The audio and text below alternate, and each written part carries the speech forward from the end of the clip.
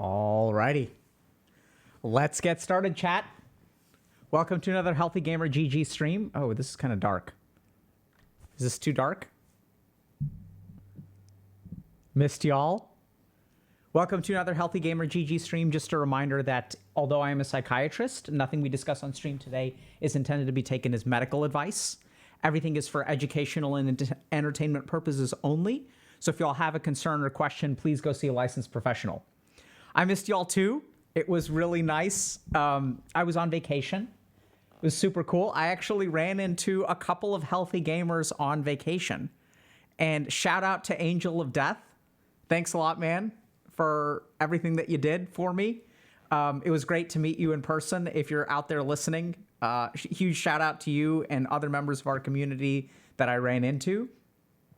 So, yeah, it was cool. It was nice taking a little bit of a break and sort of reconnecting with nature and family and things like that.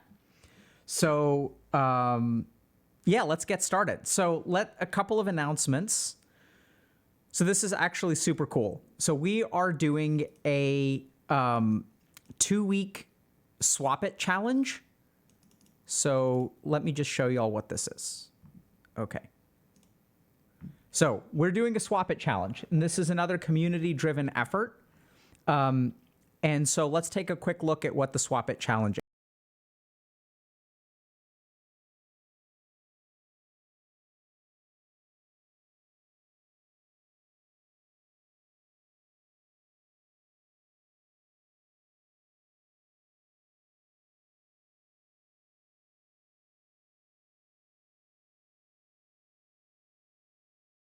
Wait, can y'all not hear the video?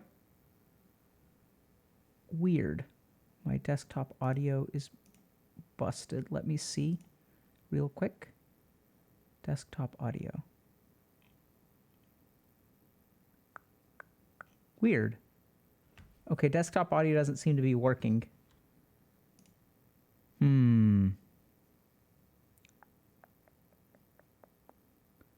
Mixer. Yeah, I don't see it. That's interesting. Hold on. Oh, yeah, it's gone. Weird.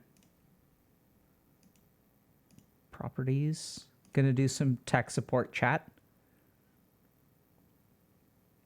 Audio monitoring. Mute output. What is this gonna do? Global settings.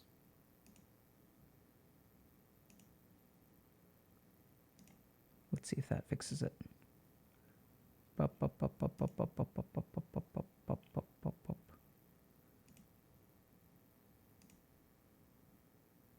Desktop audio device 1. Let's see.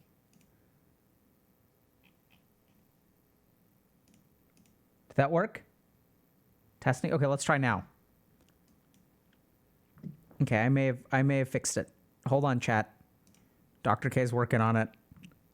Let's try this now.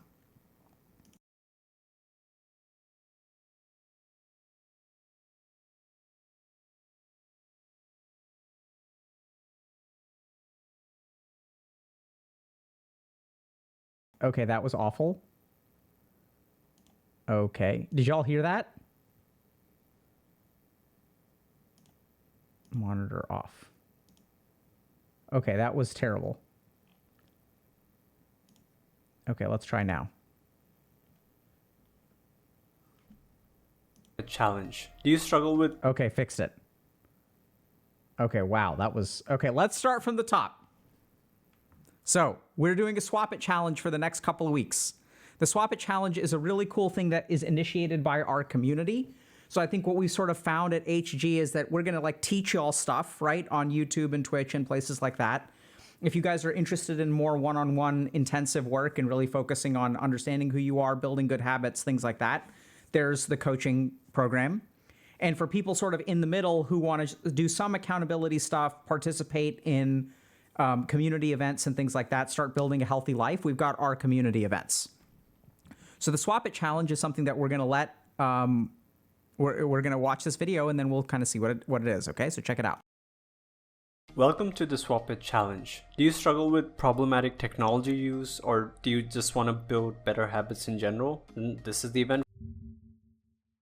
Welcome to the Swap It challenge. Do you struggle with problematic technology use, or do you just want to build better habits in general? Then this is the event for you. Every time you get the urge to mindlessly scroll or play something, swap it out for one of many tasks in this challenge. Take a picture and submit it to contribute to a pool of community points. This is a collaborative challenge, so the community wins or loses together. There are 3 milestones that you can reach. To build good habits, we must aim small and be consistent. That is why each week has a cap on the amount of time you can swap a task out for an activity. Each week, that time cap grows. But there's more. Daily doubles are tasks worth 2x of that week's points, and they refresh every day. Weekly wins are weekly assignments worth 3x points for that week. Daily doubles will be posted in the Dailies channel every morning UTC time, and weekly wins will be announced every Monday during a special event hosted by Coach Tom. Speaking of events, August is jam-packed. We have week starters with Coach Tom, Social Sandbox with Coach Steve, and a new edition called Life Crafting with Coach Kent. Alright, that's it. If you have questions, read the Swap It info channel and then post about it in Swap It discussion. We're looking forward to have you participate, and remember, the more people you get involved, the faster we hit these community goals. All the best. Cool. Hold on, let me switch back to this. All right. Did y'all catch that? So this is what's cool about this stuff is, so we're going to go ahead and do the Swap It challenge. And I like this from kind of a behavioral standpoint for a number of reasons. The first is that oftentimes when we try to make a change, what happens is we're driven by a lot of excitement, right? So like a New Year's resolution is a good example of this. We're like, I want to get in shape. I want to start eating healthy. And so what we'll do is like, we'll invest, since our energy level is very high, we'll invest a ton of energy into making a rapid change, like that's very, very intensive, right? So if I want to learn guitar, for example, I'll order a guitar or I'll order these books, I'll sign up for lessons. And then over time, that energy actually dwindles. And what we end up with is like this initial investment that then just collects dust. So the Swap It Challenge is a really fantastic opportunity for you to start to build habits for yourself. If y'all noticed, a key part of this is that you can't like grind it out all in one day, right? So over time, the amount of time you can do Swap It tasks increases. And so that's sort of the goal, is to help you build healthy habits over time. So if y'all are interested in it, by all means, join our Discord. We've got like community goals and things like that. So hopefully it'll sort of gamify things a little bit. We'll kind of do it together, and hopefully you can put your life together a little bit. So today we're going to do something a little bit different. We're going to actually pull a couple of posts from Discord. So one of the challenges here at AUG is that we've got a large community and a lot of people have different kinds of questions, and there's just no way to get to everyone. So we've been focusing on Reddit for a little while. And in the meantime, I don't know if y'all remember, but a couple of years ago, we used to actually take questions from Discord. We've had call-in streams and things like that. But now what we're actually going to do is pop back to Discord. I think it's a really, really good way to actually ask questions. And thankfully, the community is like super involved. So definitely kind of check that out if y'all are interested. There are a bunch of really good threads. So let's kind of dive in and take a look. Okay. So let's take a look at Discord. Okay. So first up. Oh, okay. I'm going to have to turn off my camera for a second. So I didn't do enough in adolescence. How do I catch up? So, hey, I'm a 19-year-old male from Europe. I recently graduated high school and am now finding it hard to deal with the fact that I'm no longer in the stage of life where I have a ton of free time to explore new things while not having to worry about the consequences, the future, or my own welfare while being surrounded by peers with the same circumstances. I know that no one has their life figured out at my age. But what I do know is that my friends were spending much of their time out there trying new hobbies, learning useful skills for their future lives and careers, and finding romantic partners and friends who weren't just classmates, and in general having more experiences. Don't get me wrong, I did most of these too, but to a much lesser extent. Since I've been addicted to video games and social media for my entire youth. I've been worried about this for the last 3 years or so, which is pretty much my whole time spent in high school. I discovered Dr. K's content sometime at the end of last year and have gradually becoming aware of my own issues since then. But I haven't been successful in making big changes in my life. The fact that I've become aware of my problems is a good thing, but that brings me back to the first paragraph and the fact that I feel too old to properly fix things. By the way, the title is a reference to this viewer interview, which resonates with me a lot. I guess that I still have a chance if some people are out there reaching the same realizations at a much older age. Anyways, if you have anything to say about what I wrote, then please answer. So this is a common issue in our community, as the person kind of mentioned. You know, we've even done interviews with people sort of surrounding this issue. So let's try to understand what's going on. So sometimes we're young in life, maybe a little bit older, and we kind of hit this stage where we're kind of concerned that we've fallen behind. That during a period of, let's say, adolescence or maybe young adulthood, we haven't done enough. And so we look at our friends. It's not like we've completely wasted all of our time, or maybe you have, but we've done some things. But what we sort of notice is that especially things like video games and technology will start to chip away at what we can accomplish in life. And we'll look at friends, peers, maybe people that we know who've done more than we have, right? So we did some of it. Maybe we learned how to socialize a little bit. Maybe we had one relationship, but then we recognize that there are people who are our same age who have done a lot more than we've done. And so then it starts to feel like it's too late, right? Because life is this sort of game where, like, the earlier you start, the better off it is. There's kind of a snowball effect to life. So I recently read about someone who was 14 years old when they graduated from medical school. And it's like that person is going to, have a head start on life. And so at the age of 20, they'll have 6 years of experience under their belt. Whereas many people may be starting medical school around that age or even a few years later. And so life sometimes feels like a race, right? We sort of have kids who start school early. We have people who were an entrepreneur at the age of 21. And it sort of feels like life is a race. And the tricky thing there is that, when we sort of start to feel behind, what actually happens is that a lot of people will tell us, oh, no, you can start late. Like, you can start at any time, right? Don't give up hope. Like, even if you're behind, like, you can work hard and catch up. And, even I say that. So that's a big part of kind of what we share, right? So I share my story of starting medical school at the age of 27 or 28. And like most of my colleagues that I went to high school with had already finished medical school just when I was starting. So I felt super behind, and it's not too late. So you'll have people who will sort of share with you, maybe their parents, maybe they're random people on the internet like myself, who will say, hey, it's never too late. But I think that that's a little bit tricky. Because sometimes what they'll say, okay, here's a plan to catch up, right? So even if you're a little bit behind, you can catch up at this point. Like, here's what you can do. But I think that we have to take a step back for a second and really try to understand what's going on here. Because once you feel like you've fallen behind, catching up doesn't actually seem so easy, right? Just because someone else caught up and someone is telling you, hey, it's not too late to catch up, there's like a couple of interesting thoughts that we actually don't acknowledge. The first, and this is what's really important, is that the person who's expected to catch up is the person who fell behind in the first place, right? So if I'm riding a bicycle and someone else is driving a sports car, and after an hour, they're way ahead of me, and then someone comes to me and says, hey, like, you can actually catch up to the person in the sports car. What we sort of like lose track of is the fact that there's a reason why we're behind in the first place. And even if I were to lay out a plan, okay, here's how you catch up. Here's how you do A, B, C, D, E, F, G. We have to consider for a moment that you're behind in the first place because maybe you're addicted to video games, because you're maybe addicted to social media.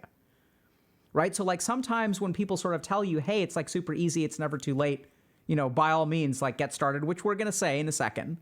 We have to start with what's really hard about this idea of catching up is that like there's a reason that we're behind in the first place. And until we kind of account for that, it's going to be really, really hard to catch up. So if someone fails a class, you may turn to them and you may say, hey, even though you got an F, next time around you can get an A. And then that way, anyone who looks at your application sees that you've actually mastered the material, that you've grown and, you've discovered a new passion for studying and all this kind of good stuff. You can correct past mistakes, right? That's what people will say if you get an F. The challenge, though, is that you got an F the first time around. So if you take the class again, like, do you think you're going to magically get an A? Like, what about all the study habits? What about all the things that led you to get an F in the first place? Have those actually changed? So that's what's really hard about feeling left behind, feeling like you've fallen behind, is because the person who fell behind is the same person who has to catch up. And this is where, if we kind of look at this post, there are a couple of really, really important things to consider. The first is that they sort of feel like they've kind of fallen behind, and they're kind of afraid that they may not be able to catch up. They feel like it's too late for them. And where does that idea come from? It comes from the idea of how fast you've already been going, right? So it's not that a 19-year-old can't catch up. It's that if you've fallen this far behind at the age of 19, what's going to happen over the next 2 or 3 years? Because at your current velocity, like, you're falling behind. So how does that magically change? So that's a very valid fear that we really have to think about. The next thing to consider is that sometimes, people will give us advice, like they'll say that life isn't a race, right? It's not a race to the finish line. What, you're going to retire at 60 instead of 65? Is that actually like is that useful? No. It's not a race. Go at your own pace, take the scenic route. Everyone's life is different. So we'll get this kind of like advice, right? The challenge is that life may not be a race, but it certainly is a competition, right? If we really look at it, right, we're competing. So if my friend at the age of 19 has done a lot more than I have at the age of 19, and we apply for the same job, what people will see is that there's like one resume that has more stuff and one resume that has less stuff. And so sometimes, like, even though life isn't a race, and I completely agree with that statement, we do still have to acknowledge that life is a competition. And that if you aren't as competitive as other people, you may actually be a little bit behind. And this is where, thankfully, there's a lot to consider here, which we don't really acknowledge. So the first is that even though life is a competition, it's not necessarily a professional competition. There are a lot of things that you can do to get ahead in life that involve things like self-awareness and kind of growing as a person and things like that. When we fall behind in life, what we think is that the only way to catch up is to do internships or, go out and make friends or start dating a bunch of people. We look at the ways in which we're behind, and we assume that the only way to catch up is to do those kinds of things. And so the tricky thing is that if we're behind on internships, let's say, and I tell you, okay, why don't you try to understand yourself, gain awareness of yourself? You'll kind of like think about that for a second. You'll say, but that doesn't actually help me catch up, right? All I'm doing is gaining awareness of myself. And gaining awareness of myself isn't something that I can put on a resume. Like I can work on myself for a year, but if I haven't finished an internship by that point, I'm still going to be behind everyone else. So let's take a step back. I want to share a story with y'all. It's a completely valid point. So when I was in residency, we had a lot of very competitive candidates who would rotate with us. So in residency, you're like working in the hospital. You're still technically, doing training. Not technically, you really are training. But you're very competent. So by the end of residency, for example, you're not only like basically a fully functional doctor, but you're also supervising junior doctors, okay? So psychiatry residency in the United States is a 4-year process. So sometimes, I went to a program that was competitive. So a lot of people want to go there. So we would get people who would rotate with us. So this is something called an audition rotation. So these are students, medical students, that would come and work in the hospital for a period of 1 month. And based on their work in the hospital, you kind of get to know them and things like that. And then when they apply for residency, you kind of if they can kind of show how good they are as a medical student, the idea is that there's a good chance that they'll, match in that program. So if you it's kind of like an audition where you go and work there for a month, and if you do a good job, you knock it out of the park, then you'll be high up on the list of people that the program will accept. So just to give you all some context, so the program that I went to gets well over 1,000 applications for about 14, 16 spots. They may get somewhere between 2,000 and 5,000 applications. I'm not entirely sure nowadays what the numbers are. So it's quite competitive. The acceptance rate is somewhere around 1%. So people would come and audition. And this is the kind of thing where we had one candidate who was amazing. So an MD, PhD, had tons of publications, had done a lot of research, very good board scores and things like that. And they came and worked with us for a month. And so on paper, this person is way ahead of all of their colleagues, probably in the top 1% of applicants that we got in terms of what they've accomplished on their resume. The problem is working with them they were annoying. Every time we were trying to get work done, they have to share what they know. They have to kind of show off their knowledge. They're they're confident in themselves because they've done a really, really good job of building a resume. They've done a lot of research in a particular area. So any opportunity they could get, they would share with everyone what this research that they've done is. And like sometimes that would actually interfere with like clinical care, right? So I'm seeing a patient with this person and it's like, okay, we've got 16 patients that are waiting to be seen, right? We're working in the emergency room. And so we're seeing this person and then like, okay, we're going to see them. I'm going to let the medical student do the interview. Then I'm going to kind of finish up the interview. Then we're going to kind of go back, we present, and it's like time to figure out, okay, what are we going to do with this person? And then this particular rotating student would sort of share about, oh, I did research on this thing and this is what I discovered. And I think like this is an interesting option. It's like, it's cool that you did that, but this is like clinical care. And it turned out that this person was actually like kind of annoying, right? So they were sort of full of themselves. They had a very strong application. And we had other students who rotated as well, who were maybe not as good on paper. One of them, for example, had a very poor board score, but were actually like a pleasure to work with. And were like compassionate human beings. And were humble and dedicated to the work that they were doing. They may not have been as smart as the first person, but we ended up ranking the second person way higher. And actually, like our experience with this other person was so negative, you know, we were sort of not really a huge fan of them. And they didn't end up matching at our program. My point is that when we sort of think about life as a competition, there's a lot more to the competition than what's on your resume, right? There are like factors where like if you're an aware human being, if you know what you're feeling, if you know how to be compassionate towards others, if you know how to like interact with other human beings, if you're kind of working on yourself, that can actually be a huge part of the competition of life, right? Now I want y'all to just think about this for a second. If you had to pick a colleague to work with, who would you pick? Or even think about the games that you play, if y'all are gamers. Do you play with the most high-skilled assholes you can find? No, of course not. Or maybe you do, who knows, right? I've been a part of those kinds of guilds as well, where people are like, it's all about skill and like no interpersonal skills whatsoever, toxic gamers through and through. And that's not actually like who most people play with, right? And life is actually the same way, where if you think about, you know, who do you want to work with? Do you want to work with the person that has the best standardized test score? Or do you want to work with the person who's actually easy and fun to work with, is dedicated and is willing to learn? And so life is absolutely a competition. It isn't a race, but it is a competition. The good news is that working on yourself actually advances your ability to win in that competition. That being a good human being who's aware of, you know, what triggers you, what sort of gets you to lock down, understanding that you're non-confrontational, all of these kinds of things will actually help you in the game of life. So this is where if you're 19 years old and you're feeling like you've fallen behind and you're in the process of learning about yourself and becoming aware, that's actually totally fine. In fact, I think that is going to end up helping you way more long-term than an internship. And this is what I've seen, because I've worked with a lot of people at this point, where there are a lot of people who will crush it on a professional level. And they'll be so oblivious to themselves and to the people around them that there's a wake of destruction anywhere they go. People quit, they get into interpersonal conflict, they have trouble in relationships because all they're doing is grinding, success. And there's no time for like self-awareness. So if you're 19 and you've fallen behind, take a step back. It's okay. There is time to quote unquote catch up, right? And this is where like let's kind of think through a couple of the things that we've already said.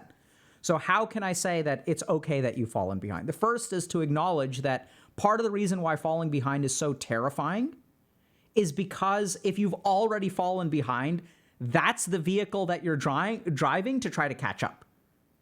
Right? So if you've been addicted to video games and social media, how are you going to catch up? It's not like you can magically wake up one day and be like not addicted to those things and then you can start catching up. Like it's so tricky, right? Because if you've been driving a slow car and you're falling behind in the race, how are you going to catch up to the sports car who's already so far ahead of you?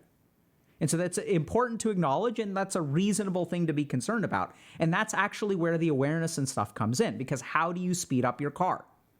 How do you start to be more motivated, be more disciplined, start to, you know, cut back on social media usage or video games or things like that? You have to focus on awareness. You have to focus on yourself. And then there's a part of you that's not going to want to do that because it's saying if I spend a year of my life just working on myself, then I'm going to be 1 year further behind. And sometimes you got to take a pit stop, right? Like if you're driving with a flat tire, you got to pull over on the road and someone is going to get further and further ahead of you. And that's actually totally fine because we got to change your tire. Got to let you be able to drive. And the good news is that when you actually spend time working on yourself, learning about yourself, becoming more disciplined, then you can actually start the process of quote unquote catching up, becoming competitive. That's what I would really call it. Another thing to keep in mind is that if you are a gamer and you've spent a lot of time playing video games, I know it sounds kind of weird, but that actually offers you some advantages. And there's actually research to support this.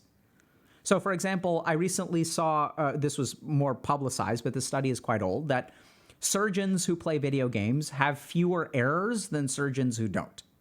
We also are starting to understand there's some studies that we've cited before on fluid IQ and problem solving and things like that, where I've seen the cool thing about playing video games is playing video games actually entrains you to learn new skills quickly. So if you think about like, if you're a gamer, like every 6 months you're playing a new game, there's a new rule set, there's a new meta. And so actually one of the cool things that I've seen working with a lot of gamers is that they may be behind, but their ability to adapt and learn in new circumstances is actually really, really good. So I've even taken, interesting problems that I've had, like when I was, problems as in like cases that I was studying. So back when I was in residency, I took a class at Harvard Business School, and part of that was like doing cases. So it's like a learning format where they give you like 30 pages of documents and they start asking questions about a particular case. And the cool thing is when I like shared those cases with my gamer buddies, like they were able to work through it and actually come up with really solid answers.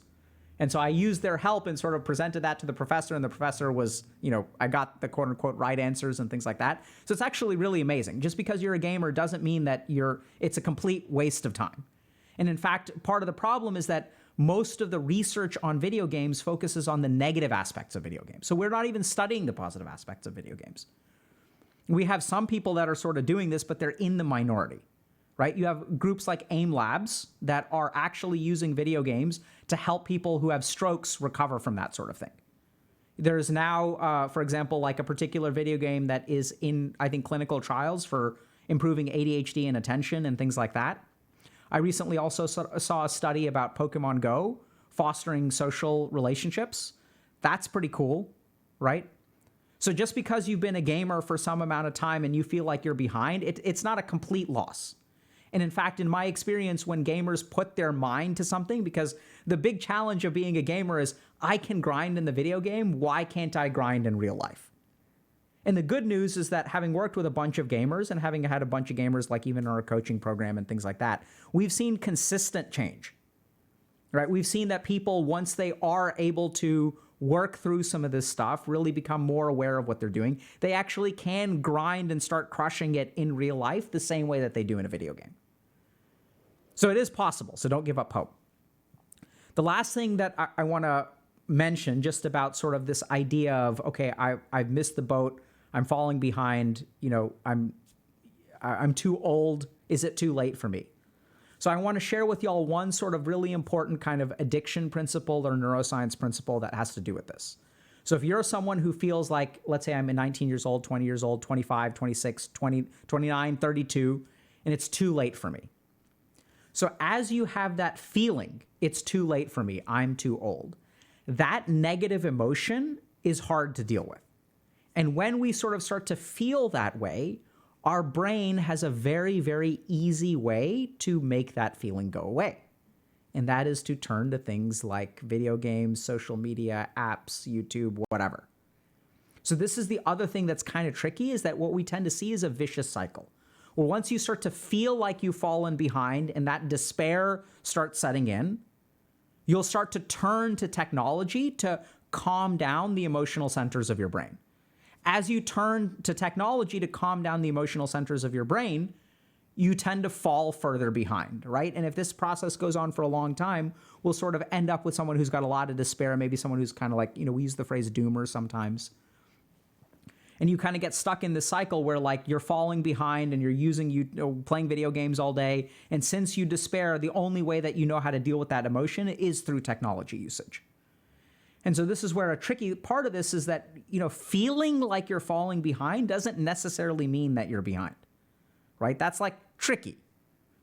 Now, there are a lot of ways that your mind can convince you that you've fallen behind, right? It'll look at this person over here and say, oh, that person is my age and look at how successful they are. But notice what your mind is doing in that moment. It's not comparing to the 1,000 degenerates who are worse off than you are, right? If you're 19 and it's too late for you, your mind doesn't choose to compare to people who are 25 and it's too late for them, or people who are 26 and put their lives together. That's not the comparison that it makes. And so you've got to be very careful about that, because sometimes the idea that it's too late for you actually comes out of a flawed cognitive thought process, right? So you got to be kind of careful there. So if you're feeling like you've sort of fallen behind some, it's okay. It's not like everything is going to fix itself. There are a lot of really good concerns to have. So let's just run through these. Okay, so if you're 19 years old and you feel like it's too late for you and your friends have done more than you've done, peers have done more than you've done, all this kind of stuff, it's tricky, right? You feel like you've fallen behind. There's a lot of things to consider here. The first is that a lot of people may give you answers. They may say, do this, do this, do this. We're guilty of that, right? We do that. We try to help people put their lives together. The tricky thing that very few people acknowledge, though, is that you can have a plan to put your life together. The problem is who's executing it. And if some person on the internet or some self-help guru like myself or whatever, right, or your friends or your family or whatever is telling you, oh, here's the plan to put your life together, there's an important caveat there, which is that the person who fell behind in the first place is the person who has to do the catching up. So a plan constructed by someone who is not behind and has discipline and says, oh, just wake up every day and focus on this and uninstall all your apps and do this and do this, do this. They're constructing a plan for you, but this is the person who's like fallen behind in the first place. So are you going to be able to catch up with that kind of plan? And it's a very, very valid concern. Because if you got an F, sure, can you get an A? Yeah, just study every day, go to the library, and you'll get an A. But we got to remember that the person who's studying is the one who got the F in the first place, and that they weren't able to study. So it's a valid concern to have, and we really have to acknowledge that point, that external answers may not immediately seem to work. Second thing to consider that you got to be a little bit careful about is that people will tell you it's never too late. Life isn't a race. And I'm one of them. I don't think it's too late. I don't think life is a race. But what I will acknowledge is that life is a competition.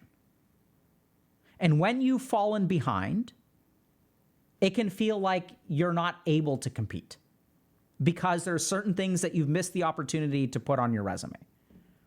Whereas as someone like, even if you look at our coaches, like our coaches come from all over the place. Like, one of them was a personal trainer. One of them was a teacher. They're all people who are making career shifts later in life. Some of them are like fresh out of high school or college and like this is their first job. Like we get all kinds of people. And it's not too late to make changes. And this is where if your mind is telling you, because this is the important thing, that, oh, like I'm not going to be competitive, I'm not going to be competitive. Because the tricky thing here is that if you've fallen behind because you're undisciplined and don't really understand what you feel and like are kind of emotionally a little bit unaware and can't control some of your behaviors, you may think, I can't afford the time to work on myself. Because if I work on myself, I'm going to fall further behind. And so you can spend a year like this person, like the person on our post is like, okay, after 1 year, I have a lot more awareness into my thought process. But awareness in my thought process doesn't translate into like having completed an internship. Not yet. So this is where I'd like to reassure y'all a little bit. As someone who's interviewed a bunch of people and worked with a bunch of people, I can tell you that working on yourself as a human being absolutely adds to your the value of you in a competitive market. Because at the end of the day, you can have the most brilliant person who knows everything. And there may be some companies that like that kind of person, right? Like, so there are many companies that like that kind of person. But is that the kind of company that you want to work at for?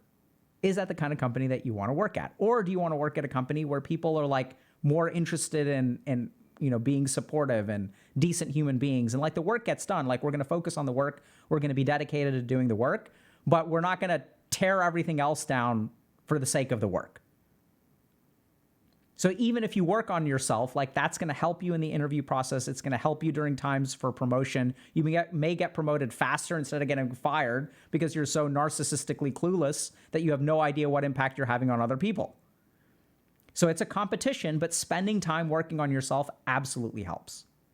Another thing to keep in mind is that even if you feel like you've fallen behind because of video games and things like that, we're not saying that you haven't, but there are going to be some silver linings there. No matter what you've spent your time doing, it's going to have some advantages. And so some of y'all may say, but that's ridiculous. How can being addicted to video games be an advantage in any kind of professional capacity? Well, as someone who was addicted to video games, and it kind of wrecked my life, I think it's helped me a lot professionally, right? But in that moment, you don't actually see that. So just trust me that, time that you spent doing something is going to have some advantages. And as we do more research on things like video games, we're starting to discover that there are actually some measurable, scientifically valid advantages that gamers have over the rest of the population.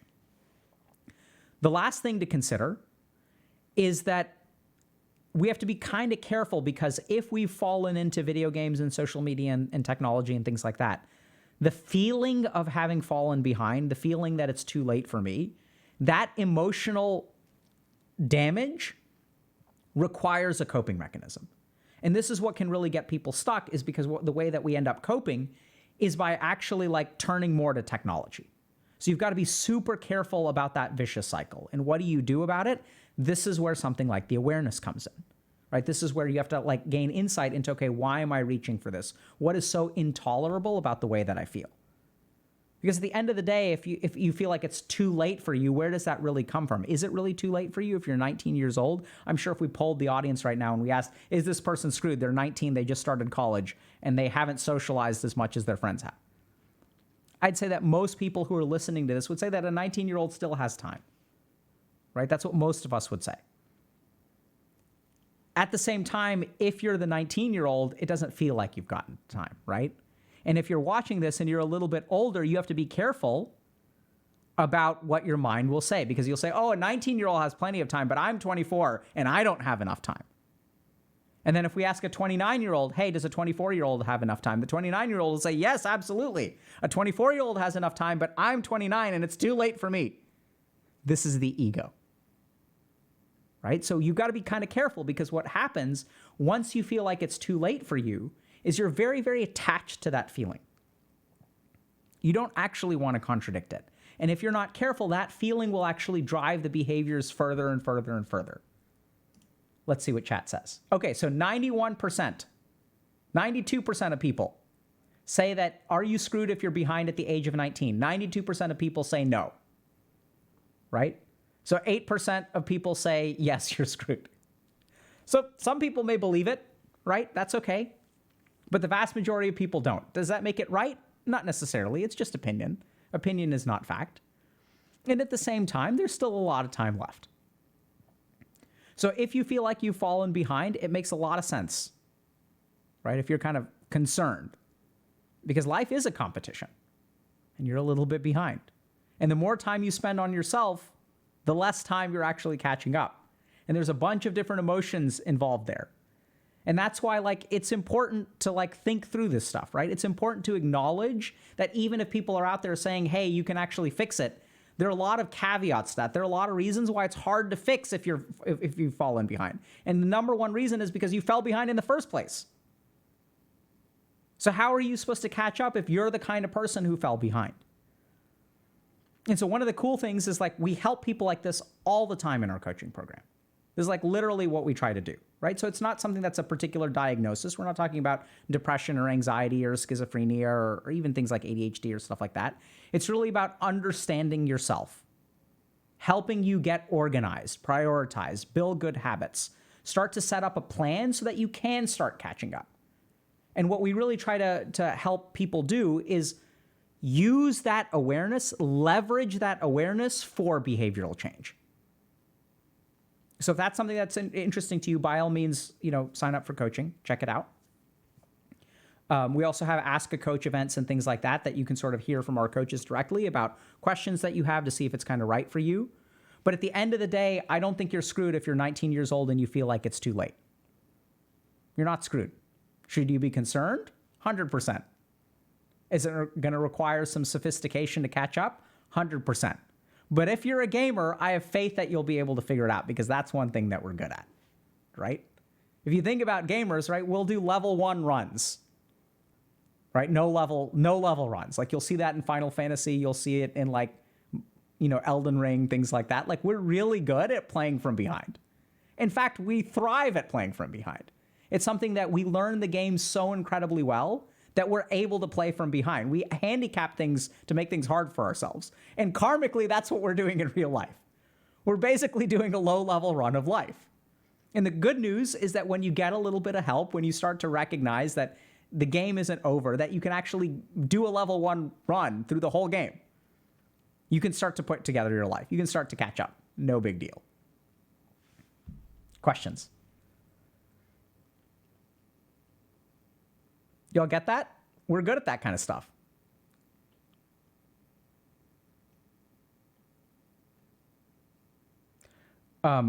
So how do I deal with trying to join others when I have fallen behind? I work on myself, but been with others unintentionally makes me compare myself. And even if I know it's flawed thought process, how do you avoid comparison? So this is really important to understand.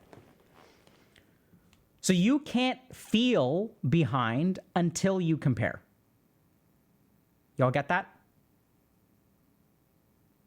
You can't be short without someone else being tall. You can't be tall without someone else being short. You can't be smart without someone else being stupid. You can't be stupid without someone else being smart. Right? You can't be a Smurf unless someone else is a noob. And you can't be a noob unless someone else is a Smurf. So comparison is activated by this part of our mind called the ego, according to the Vedic system or the yogic system of psychology. So this isn't sort of like Freudian or Western. This is Eastern. Anytime we compare, it involves our ego. And why is that? That's because our ego is our identity, right? So if I am tall, that is part of the I. It's a part of my identity. So how do you avoid comparison? It starts with actually paying attention to your ego. And oftentimes, this is the key thing about ego. Ego is a defense mechanism against negative emotions. So I know this sounds kind of weird, because if I feel short, like if I feel like, oh my God, I'm so short, and that causes me suffering, how is that a defense mechanism? Like, because it's causing me pain. And that's what's really tricky about the ego, is that the ego leads to suffering even as it protects us from other things. So for example, and at the end of it, usually there's some kind of negative emotion. So let's just use this example of I'm too short. As I've worked with people who have felt this way in the past, oftentimes what's underneath is a fear of being alone for the rest of their lives. And so if I'm afraid that I'm going to be alone for the rest of my life, my mind helps me cope by dooming me due to shortness. Oh, it's not your fault. It's kind of comforting, right? Oh, like, don't just let go of happiness. It's never going to happen for you. The human brain and also the mammalian brains have this capacity to induce despair. So this is really interesting if you look at research of catatonia. One of the theories around catatonia, which is when we go into like a state where we're kind of like non-reactive to the outside world. We're kind of stuck in our own head. So animals, for example, will play dead when they're confronted with overwhelming circumstances. Animals will start to despair. And it's kind of interesting because despair in an overwhelming circumstance is actually an like energy-saving mechanism. Right? Think about it. If there's no chance for me to survive, it's make my time, right? Then like I'm just going to chill because there's no point in fighting. It feels futile. And so oddly enough, some of the ways that our identity causes us suffering is actually to protect us from something that's even more emotionally dangerous. And if I tell myself, oh, I'm never going to be successful because I'm short, then imagine all the pain that I actually avoid by saying that. I'm never going to ask anyone out on a date. I'm not going to apply for promotion. I'm just going to hang out online all the time. I'm not going to go to the gym. Saves me from embarrassment, saves me from rejection, saves me from all kinds of stuff. So if you find yourself comparing, that comparison comes out of the ego. When does the ego activate? When there's some kind of negative emotion that it's trying to protect against. So you have to get to the source of that negative emotion. So this is actually like, if you guys check out the ADHD guide that's coming out soon, we talk about this because there are 5 very common motivational traps that our mind falls into to protect us from ourselves. So for example, it'll say, that may work for other people, but it won't work for me because I'm different. And your mind uses that as an excuse to not try. Do y'all see that? Because if someone's like, oh, you should go to the gym. Oh, no, like that doesn't work for me. Like I'm different. So our mind uses this phrase, I'm different, as an excuse to avoid all kinds of stuff. And it's not that you aren't different, right? Everyone is different. Like factually, it's true. But it's how is the mind using that to manipulate your behavior? How is your mind using that to actually protect you? What people don't realize about the ego is that that kind of thought, even though it damages your motivation, is actually protective. Because when you say, I'm different, that won't work for me, what do you get to avoid? What are the advantages of that strategy? You get to avoid effort. You get to avoid rejection. You get to avoid failure. That sounds like a pretty good strategy. Let's avoid rejection, failure, and feeling bad about ourselves. That sounds great. So arises the ego and says, don't bother because I'm different. It's not going to work for me. So how do you avoid comparison? You've got to get to what is underneath the comparison from the manas, from the emotion. What is the ego trying to protect you from? And as you sort of grapple with that, you'll start to move forward. Great question. Other thing is that we've got a lot of stuff around ego, right? So in various places. So y'all can watch, videos or streams that we've done around ego, lectures we've done around ego. Once again, our coaches are all taught this Vedic psychology model, which is more of like a Eastern model of the mind. So it's not really a clinical model. It's like what the yogis developed. So it's a part of meditation and the yogic perspective on the mind. So you'll check out all that stuff. There's also Shunya meditations are really good for this kind of stuff because that helps dissolve the ego. And as the ego starts to dissolve, then, it's going to be easier to act.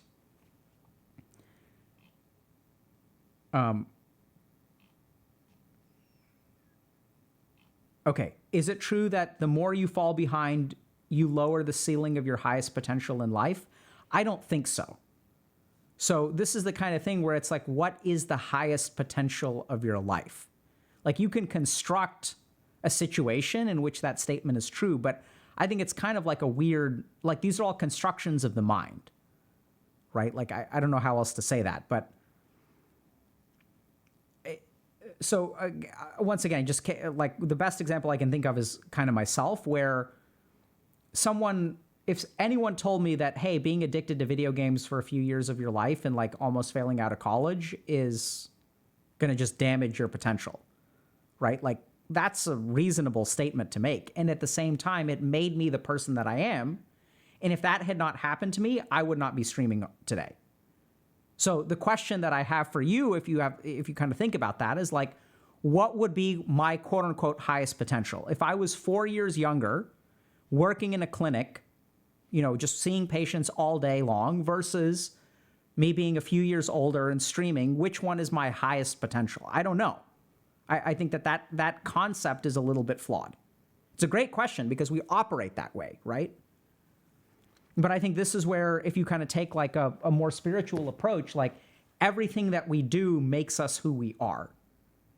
And so who we are, it's not like one thing is better or worse. I mean, sort of it is, but generally speaking, I think that being who you are is really, really important. And in fact, most of the people that I've worked with who live successful and fulfilling lives are the ones who play to their strengths, accept who they are, instead of trying to live up to some kind of potential, right? It's kind of like play the hand that you're dealt instead of like the hand that you could have. And once you sort of move down that road, it'll lead to a lot more happiness and success, generally. right? But then that gets into all kinds of questions like, what is your definition of success? What is your definition of potential? Is it, raw earnings potential? Because if that's your measure, then I would have made a lot more money if I just stayed in medicine, right? Like, so what do you consider potential?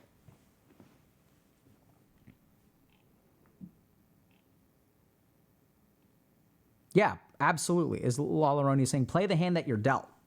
The problem is that, so if you think about playing the hand that you're dealt, oftentimes why we get stuck in life is we look at other people who are playing the game successfully with a particular set of cards. And then we try to copy their strategy with our set of cards. And as long as we're copying their strategy, we're actually like unlikely to win. Whereas we can actually beat them even if they've got a better hand if we play the cards that we're dealt. And I remember this like when I was first learning to play Dota.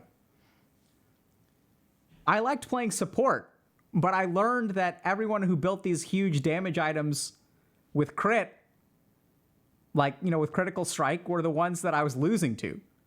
So I started building carry items because I was like, man, these items are broken. It's so OP. Like, who needs support items when you can just build damage on any hero? Because look at this win rate. Like, every game that I lose, this person is like critting me for like 10,000 damage. So I'm going to build a crit too, and I'm going to own them. But that's how you lose Dota. It's also how you lose life, right? You got to play the hand that you're dealt.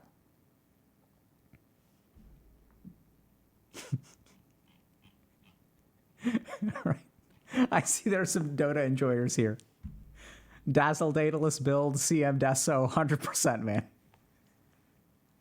I got to play some League of Legends so I can, like, analogize to other MOBAs.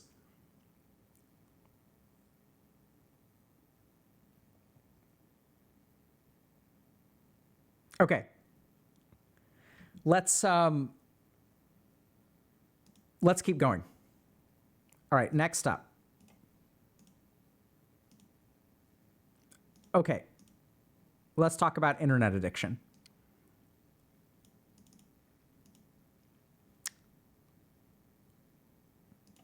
All right. Internet addiction is really hindering my life.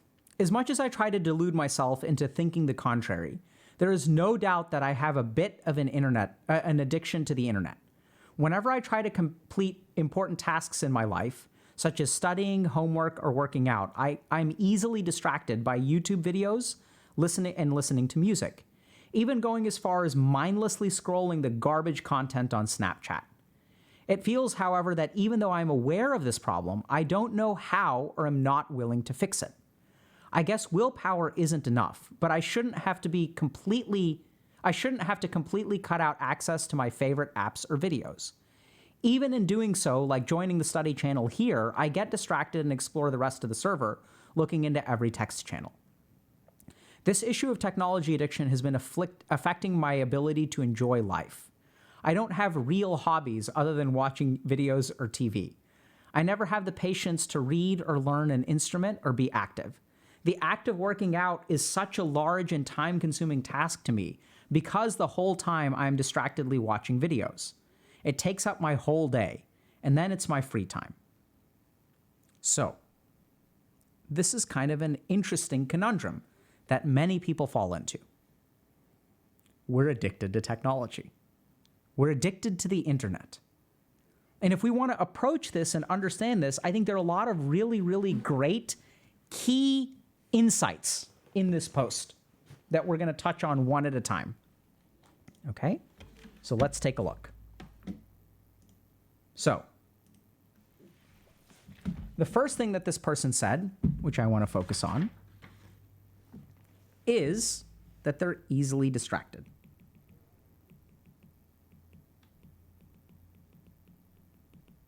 So we're going to talk about how that happens and why that happens.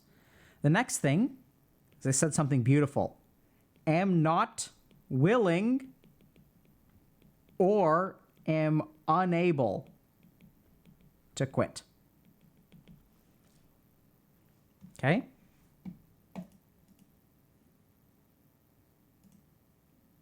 So this is really important. Next thing they say, this is really great.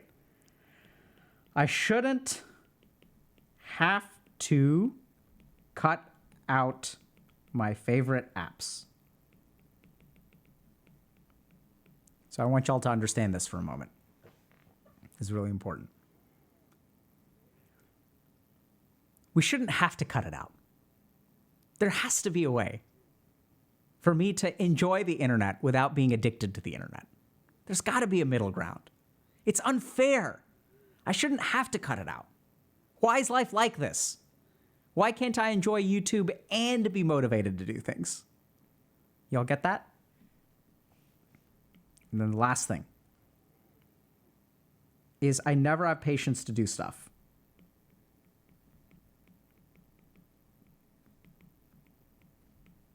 So let's unpack this, okay?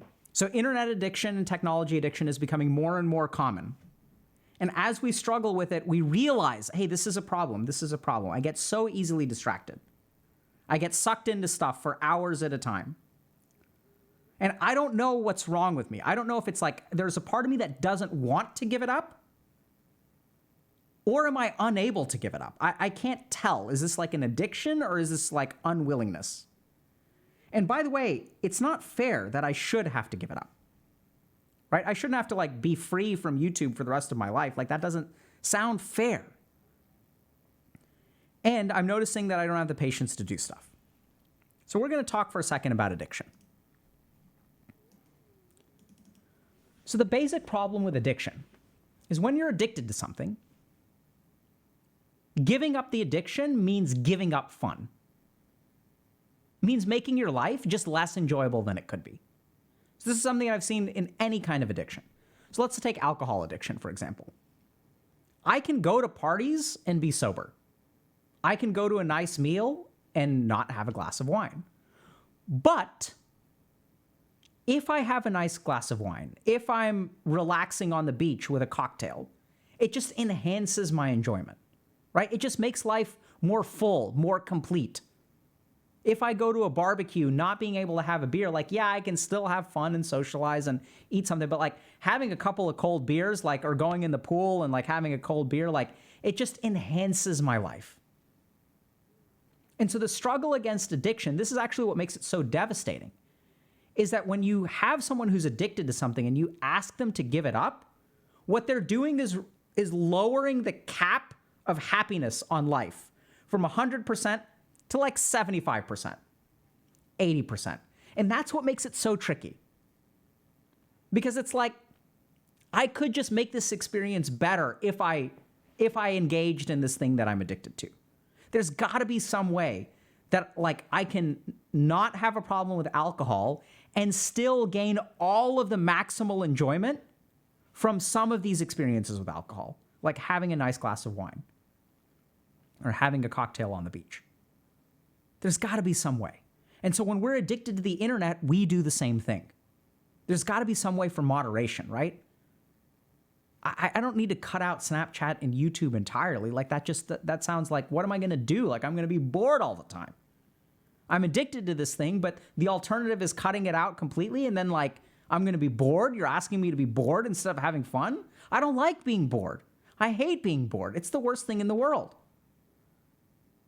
So it feels like I shouldn't have to cut it out. There's got to be some middle ground. There's got to be something I can do, right? Abstinence only doesn't work, especially when it's internet addiction. What, are you telling me that I'm never supposed to check my email again? So this is the challenge of being addicted to the internet. Because you don't want to cut it out, or maybe you can't cut it out. And it's like using Discord is like a huge part of my social life. It's become so ingrained with our whole life that we can't cut it out, or we feel like we can't cut it out.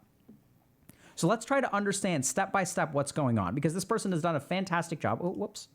This person has done a fantastic job of isolating a couple of key aspects of internet addiction. So let's start with number one, easily distracted. So technology is making us more distractible, 100%. But what we're going to tunnel down on is why it's hard to be productive when you are addicted to technology. So I'm going to give you all this example. So back in the day, when I was trying to study at the library, let's say 50 years ago, did people get distracted? 100%. Like even in my day, when I was in college, like in 2001, I would get distracted at the library. The challenge is that when I get distracted, what do I lose? So when I get distracted, I'm trying to study and my mind wanders and I lose about 60 to 120 seconds. My mind starts to wander. I start twiddling with my pen. I make a doodle on the side of the page. And then eventually, like since I'm sitting in the library, right, and I'm on like the 4th floor, my mind wanders back. So it is normal for the mind to fluctuate. This is completely normal, right? So here's studying. Here's studying.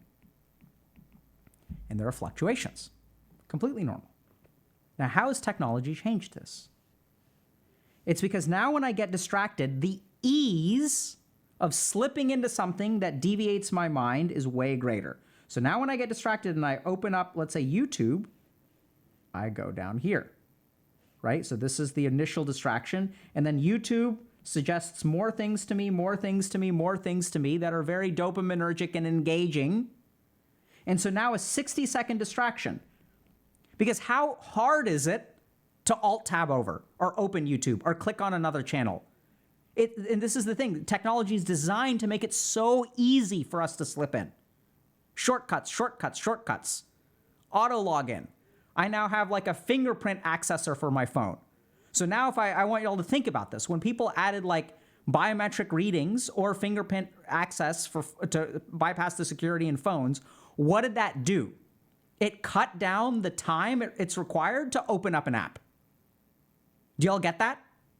So every year that goes by, it used to take me 10 seconds to put in my security code. Now it takes 0. So what that means is that every second of distraction, right, from 0 to 60, every second I have a chance to go back to studying. You all get that? I have a chance to get my mind in order. But now what's happening with technology, it's becoming so sophisticated and so quick. It's so easy to access things now. And once we slip into it, we get taken advantage of by the app. So now YouTube is recommending things to us, right? And remember that apps are even doing things like they're paying attention to how far down you scroll before you click on something. So if I scroll, let's say there's 5 things I can click on. And in each of these opportunities, there's a chance I can go back to studying. And I click on this one. So what does the app learn? Next time around, this one is going to be on top. Reduces my chance to be able to study. Y'all get that? So we've always been easily distractible. The challenge is that the cost we pay for being distracted is way worse now than it used to be. Because back in the day, if I got distracted, like if I want to like do something fun and not be bored, I got to pack up all my stuff, unplug my laptop, put all my books away, close up my water bottle, put my backpack on, climb down 4 flights of steps, step outside, walk to my dorm room to be able to queue for a game of Warcraft 3. It's a 20-minute endeavor. Now, if I'm studying at home and I can double click an icon and I find a queue instantly, way harder. Does that make sense? The price of distraction is way higher than it used to be. Second thing to understand, am not willing or unable.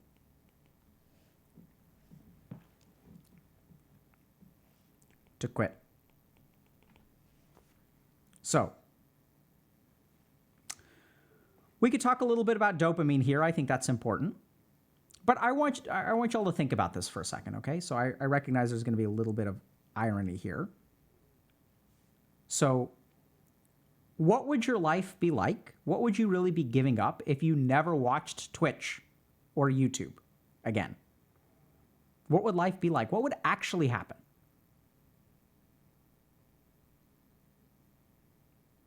Think about it for a second. What would you lose what would you gain? Right? And I recognize that this is kind of weird, right? Because we use these platforms. So the irony of like clickbait is that like even when we're making YouTube videos, we are trying to make compelling thumbnails because we've got an option, right? We can deliver boring ass content with dry thumbnails. Dr. K can be like, okay, today we're going to talk about internet addiction. Internet addiction has a couple of key pieces. It has distractibility. It has this. It has that. And people feel like they're unable or unwilling to quit. And for our thumbnail, we're going to have a white background with black letters that just say internet addiction. And we're going to do monotone, and we're not going to play the clickbait game. And we're going to, not use these tactics. And then that way, no one will ever watch the video. We'll get like 117 views over the course of 10 years because it'll be buried by the algorithm. But we're going to stay pure, right? In fact, actually what we're going to do, just to stay pure and academic, right, because we don't want to use these things, is we're going to grab the Massachusetts General Handbook on Psychiatry, and we're going to teach y'all today about neuroimaging in psychiatry. In general, neuroimaging is used as an aid in the differential diagnosis of neuropsychiatric conditions. Rarely does neuroimaging alone establish the diagnosis. Look at this. So we got to play the game, right? To try to help y'all. We got to play too. So this is what I want y'all to do. Ask yourself this question. If you never watched YouTube again, what would that be like? And this is this tricky thing. I don't even care about the question. If you guys really want to control this behavior, I don't care about the question. I don't care about the answer. What I care about is the response in your body when I ask it. What would it be like to never watch YouTube again? And watch what happens in your mind. Intellectually, you'd say, oh yeah, that'd be great. I'd be free. But instinctively, there's going to be like this, no, don't take it away from me. Y'all see that? Look at that. So people in chat are saying pain, panic, torture, FOMO, despair, envy, hope, all kinds of mixed up feelings. Am I not willing or unable to quit? It's a little bit of both. Because you don't want to give it up. What does that mean? Like this person watches YouTube videos while they're working out. Am I supposed to just be bored while I'm working out? Heaven forbid. Dr. K, we're trying not to use profanity, but I think this is an okay area. Dr. K, what am I supposed to do when I take a shit? What am I supposed to do? Am I just supposed to sit there and just poop?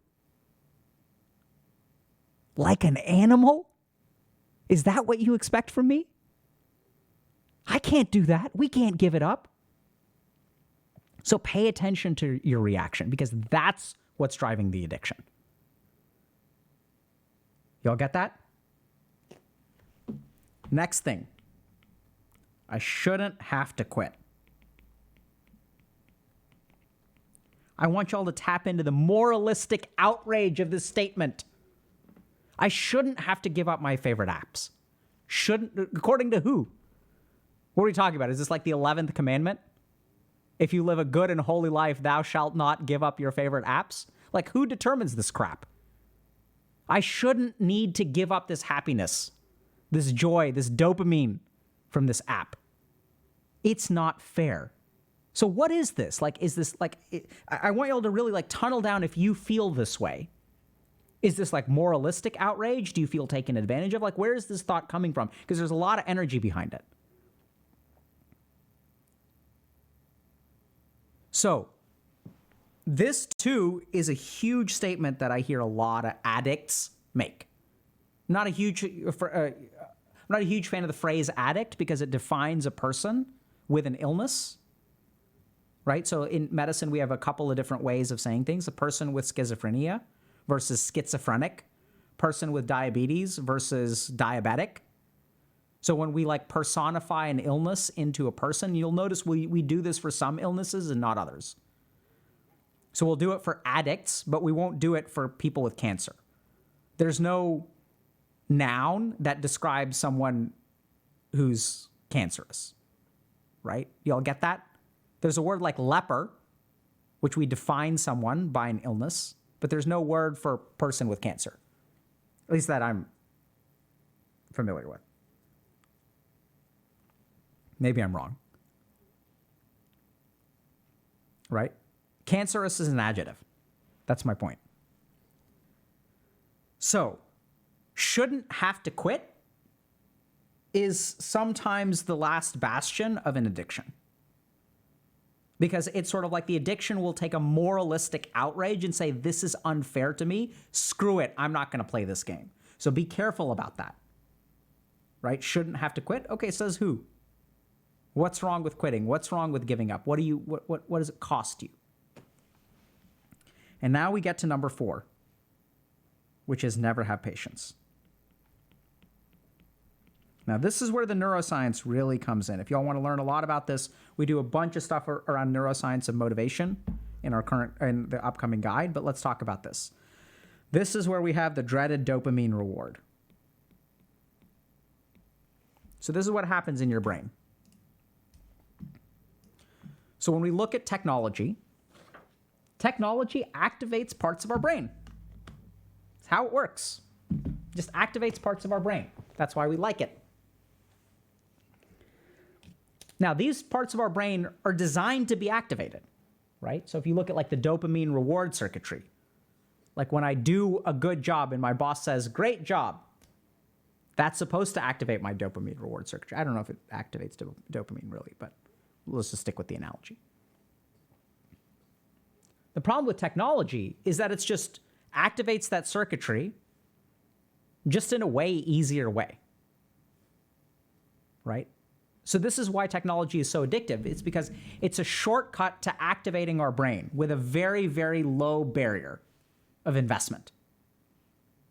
So I want y'all to think about, so I enjoy whitewater rafting from time to time.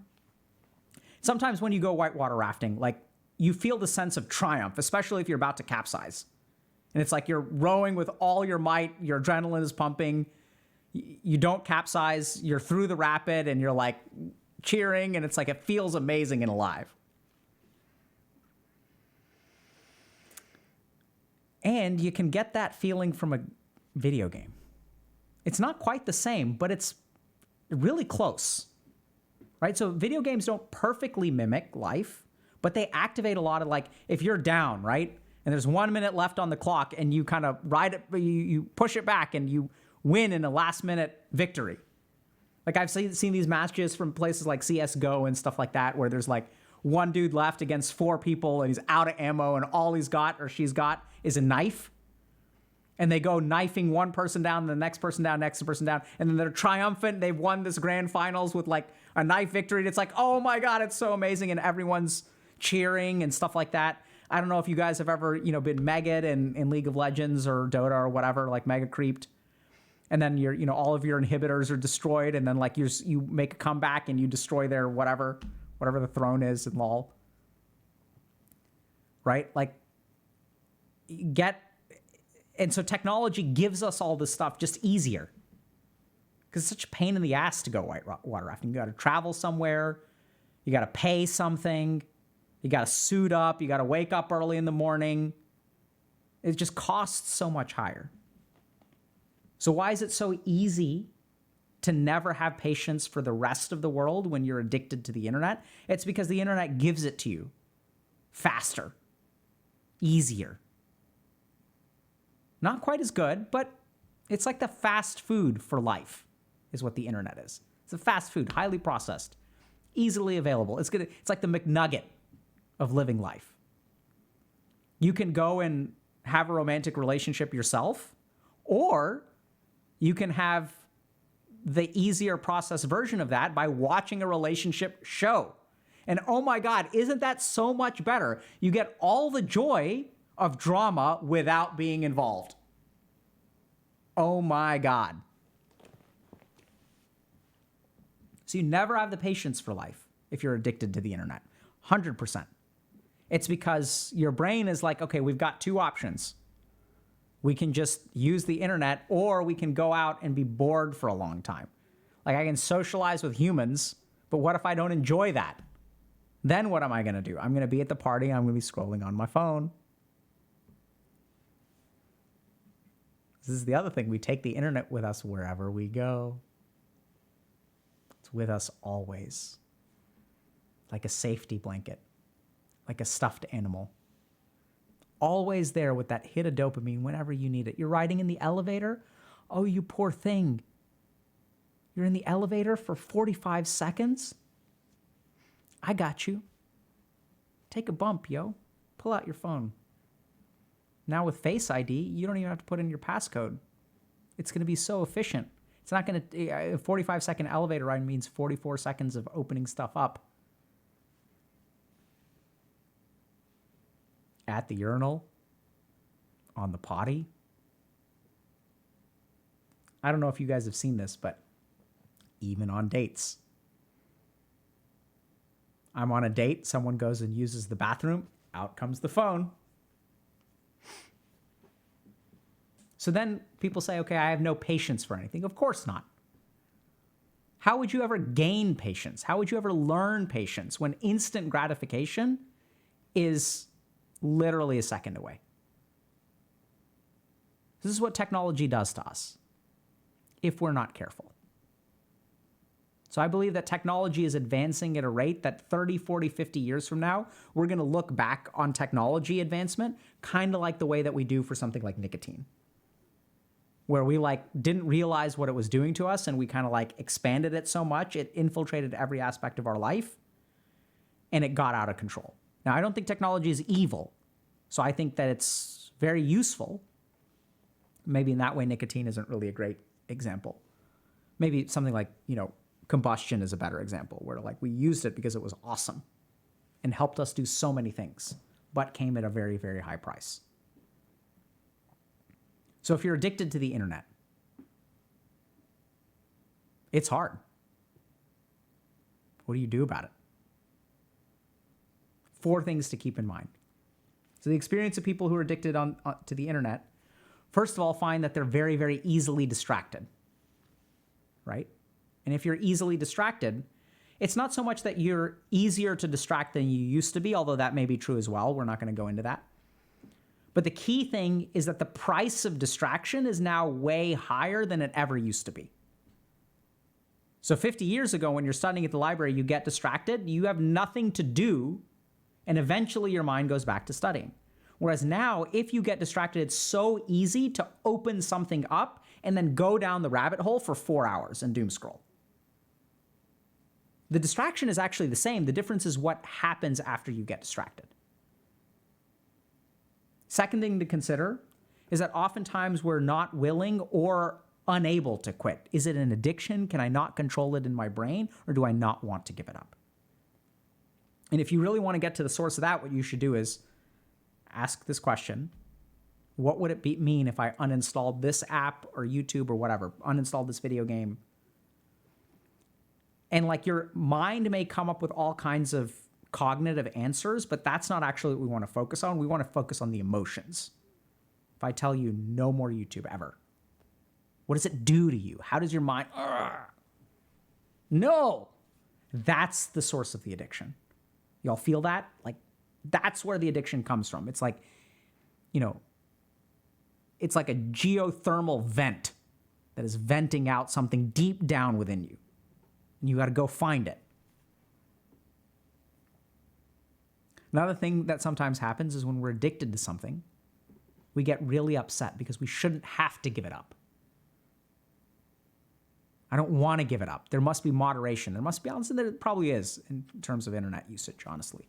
So I'm not against moderation. In fact, that's why we're a healthy gamer instead of no more gaming, right? We're about developing healthy habits around technology, which I think is an increasingly important skill, because I don't think we can go back to being Amish. I don't think that's going to work. Maybe I'm wrong. By all means, prove me wrong. But we got to learn healthy technology habits. And a big part of that is we got to be careful, because something that the addiction will use is telling us that moderation is possible. Having us hunt for moderation, hunt for moderation, hunt for moderation. And when we hunt for moderation, the addiction gets satisfied. So is it possible to use technology in a healthy way? 100%. But for you in this moment, maybe not. So take those worst offenders and honestly uninstall them. See what happens. Last thing to consider is that as we use more and more technology, we don't have patience for IRL. And that actually causes even a worse problem. Because now what's happening is IRL stuff is getting harder and technology stuff is getting easier. So we get shifted more and more towards technology and more towards things like internet addiction. And as our social skills get rusty, as we don't quite take care of ourselves as much because we're in front of a computer screen all day long, as our laundry doesn't get done and things like that, it gets harder and harder to engage in the real world. And so we don't have patience to do things in the real world. And that's because technology hits those centers of our brain that normally real life hits. It hits it just so much easier. Dirtier, though. It's like a incomplete combustion. It's like a dirty pollutant source of energy. It gets us that dopamine hit, but not in a healthy and nourishing way. It feels really good in the moment when you make a big comeback in a video game, but 6 years later, you don't feel confident in yourself as a human being because of that victory. Right? That's the problem with technology, is that it activates just enough of our brain to outcompete real life without actually giving us the advantages of real life. And the more we go down that, the less patience we have for the real world. Very challenging. Fortunately, very common. So if y'all want more information on this stuff, especially things like building technology habits and stuff like that, we've got a whole lecture about the process of how to do that, and worksheets and things like that coming out in our guide. I strongly also recommend you check out some of our other things. Like we did dopamine detox together as on Discord a couple months ago. So by all means, ask these questions, explore this stuff. It's also not a bad idea if you really feel like you're addicted to get evaluated by an actual clinician. This is going to be one of those places where, can a coach help you build healthy technology habits? Undoubtedly. But if you're really feeling like your function is impaired, like you're failing out of class, you're not able to go to work, things like that, if you're seeing a real functional impairment, really you should go see a therapist. Make sense? It's tough.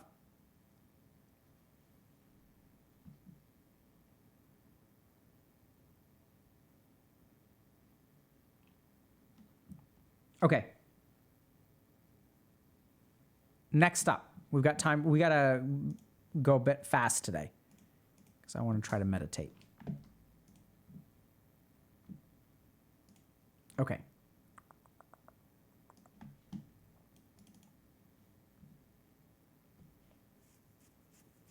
Any advice on building neuroplasticity? Yeah, sure. So real quick.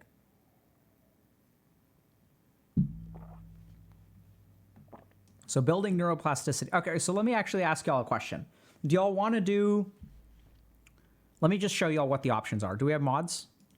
Can we do a poll?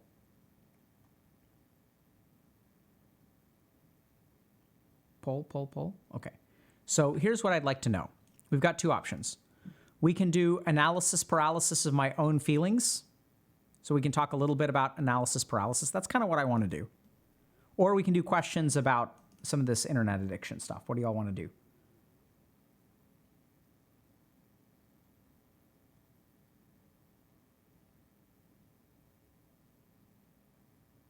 Analysis paralysis, right? Yeah, I thought so. Okay. Let's hop in. And then I want to try to save a couple minutes for meditation.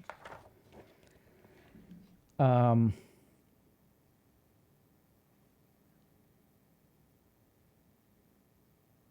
me 1 second, chat.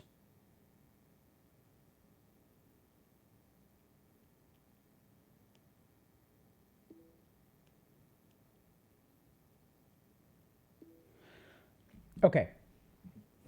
Analysis paralysis is good. Let's take a look. All right. Analysis paralysis of my own feelings and being tired of embracing my emotions. Okay? Let's take a look. Oh. I don't know if this is the right timing to ask on mental health. It's literally 4 a.m. on the East Coast. But here we go. Long post. Imagine that you have analysis paralysis. There are numerous web articles that talk about this, and the answers are similar. Don't sweat over things. Learn to overcome perfectionism.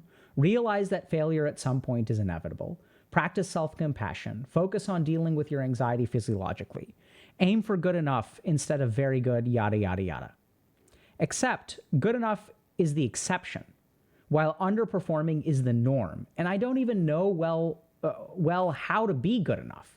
And it's on a perhaps very basic executive function.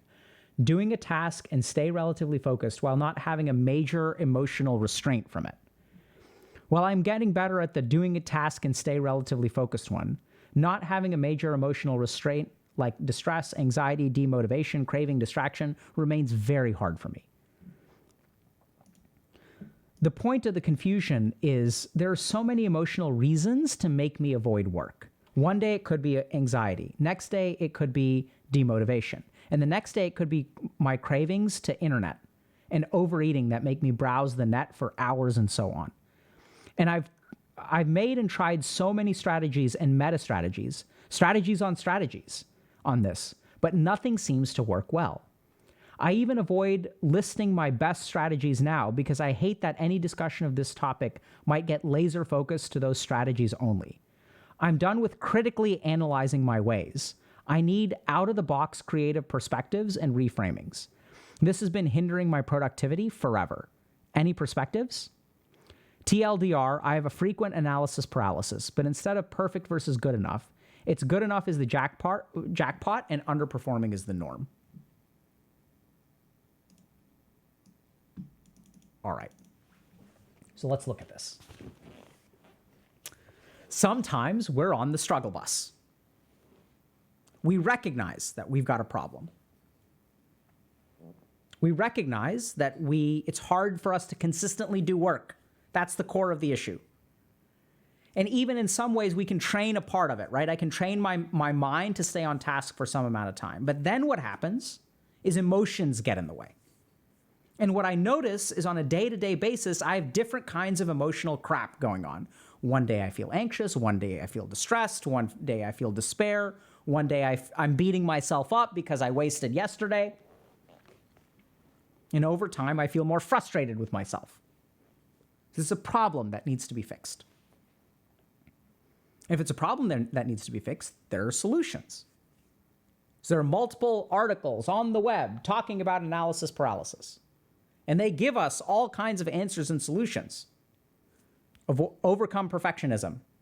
Focus on good enough, right? Instead of very good. Acknowledge that failure is a part of the learning process. A lot of the stuff that we say, right? All those answers are out there. And we read those answers. And we know those answers. And we try to apply those answers. And we run into this emotional problem. And so over time, we try strategy after strategy after strategy after strategy. And none of them seem to be working. Or they work hit or miss, not consistently. And so now what I need is a different kind of strategy, a meta strategy, a creative strategy, an out-of-the-box strategy. I need some kind of inspiration that'll fix this problem. Why does this happen to us? Why do we get stuck in analysis paralysis and looking for solutions? Why is it that there are solutions out there and they don't seem to work? Right? If I could just do them, because it's the right answer. It's like, stop being so perfectionistic. Okay. Practice self-compassion. Okay. Like the answers are out there and people say they work. There's scientific studies about them. Dr. K talks about them. My friends talk about them. They share this with me. I see it on my feed. This is the answer.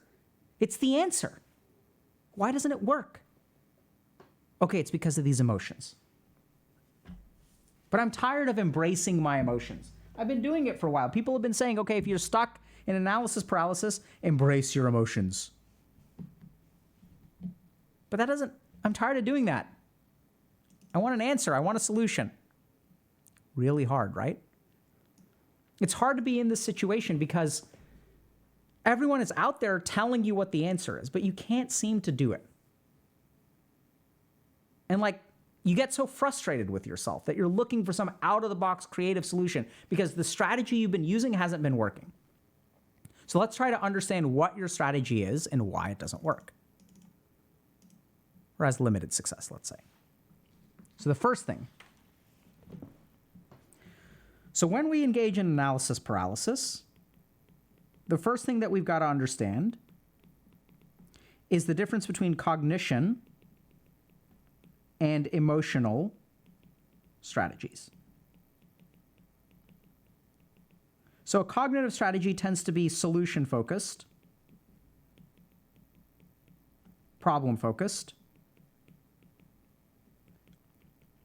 And I know it sounds kind of weird, but I think sometimes a cognitive strategy can masquerade as an emotional one. Okay? So what does that mean?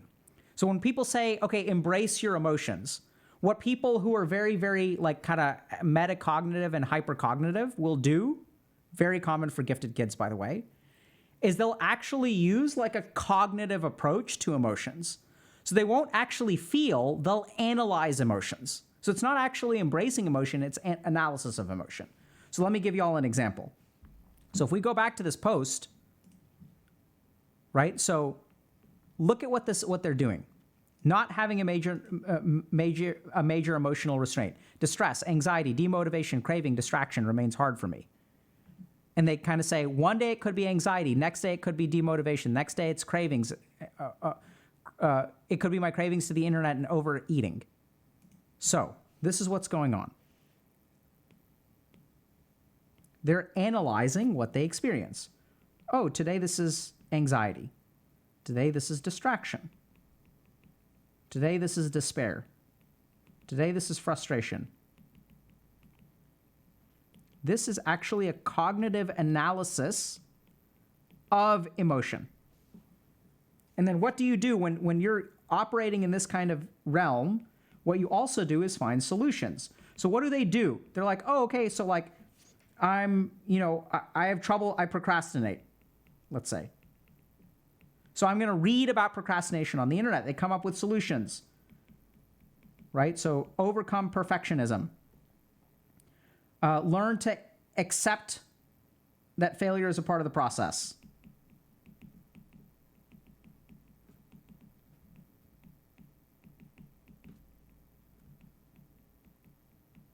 Right? Don't sweat. Don't sweat it. Believe in yourself. Self-compassion. There are all these answers out there.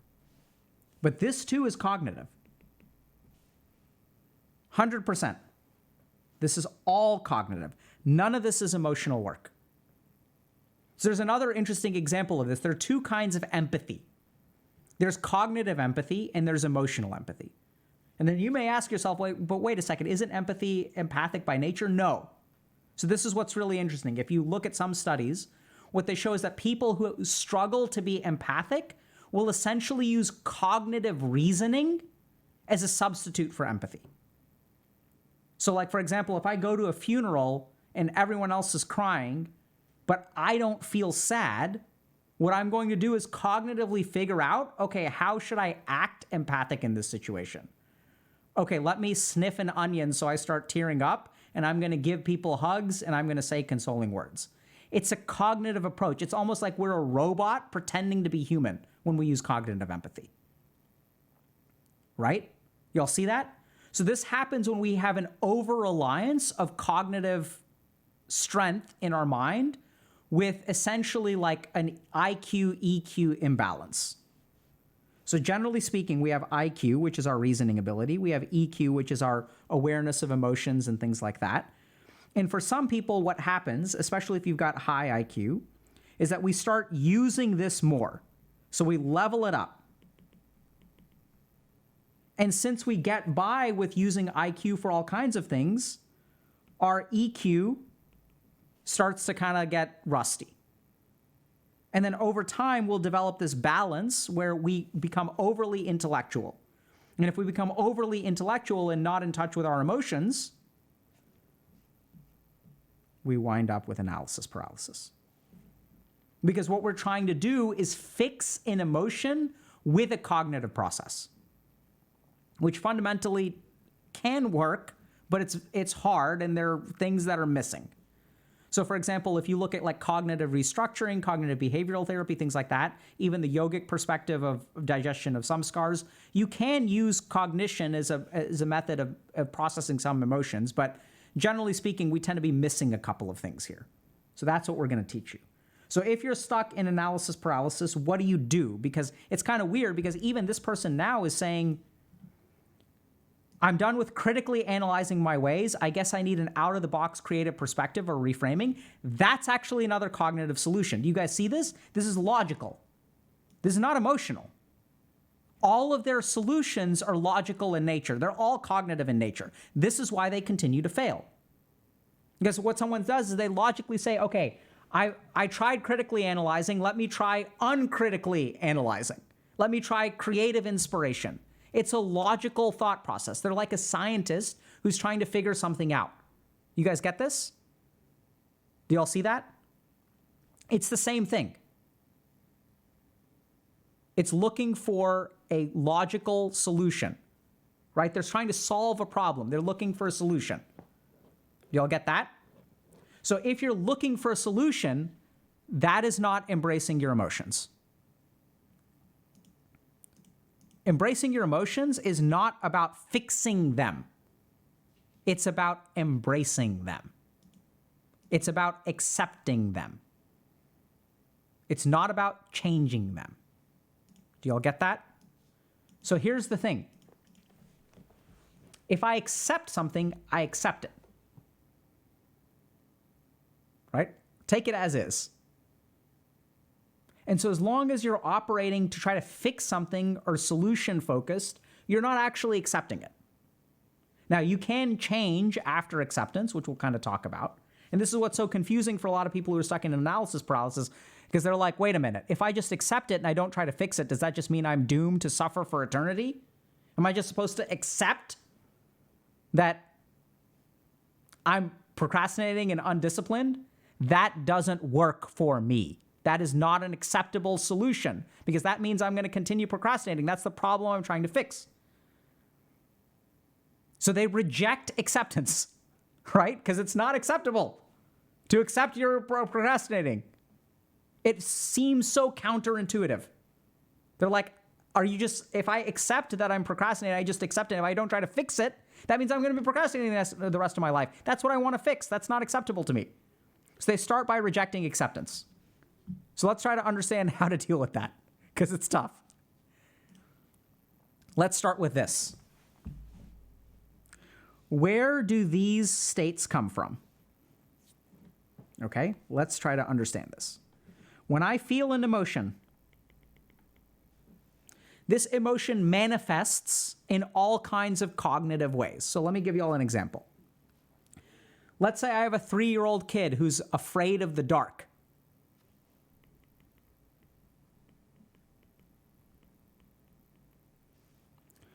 If that kid is afraid of the dark, what are they going to say? They're going to say, I'm afraid of monsters.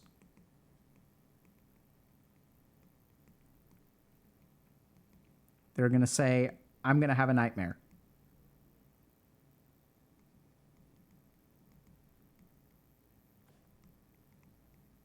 They're going to say all kinds of things. I'm feeling sick. To try to meet this emotional need. So when we have a powerful emotion that is subsurface, it manifests as all kinds of different cognitive ways. These are probably have a shared root, right? So if you think about distraction, for example, and this person definitely has this kind of thing too. Or not definitely, I mean, we don't really know. But so when we find ourselves using coping behaviors like craving the internet and craving overeating, these coping behaviors are a sign of a subsurface emotion. Because why do we overeat? To make ourselves feel better. That satisfaction in our brain from eating like calorie-dense food actually like overcomes some negative emotion, right? That's why people develop eating disorders sometimes. Sometimes the pathophysiology of it. Right? Why do we turn to the internet? Because we're feeling bad on the inside. The tricky thing is that when we cognitively analyze what we feel in this moment, we can apply a label and then go looking for a solution. But all of these have a common root in an emotion. Because when we see this negative emotion, we also use coping mechanisms. So we have evidence here that there's a core emotion that is creating all these different manifestations. And it's just like this, right? It's just like the 3-year-old, where they're going to come up with all kinds of reasons, but I can check under the bed and say there's no monsters there. And then the kid is going to turn to this one. And I'm going to sort of deal with this, and then the kid is going to turn to this one. I'm going to deal with this, and the kid is going to come to this one. Does that make sense? It's like playing whack-a-mole. So another sign of subsurface emotion is that you're playing whack-a-mole with surface emotions. So you feel anxiety one day, fear the next day, despair, sadness. They're all kind of popping up all the time. All the time, all the time, all the time. And so you try to fix each of these things with a different solution. I'm going to do research, and I'm going to do this thing, then I'm going to do this thing, then I'm going to do this thing, then I'm going to do this thing. And yet the problem persists. Why is that? It's because you're not attacking the root.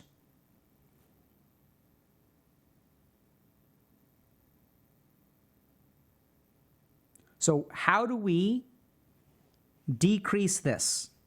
Because if we decrease the emotion, these things will reduce. Because this is the fuel for this. You all get that?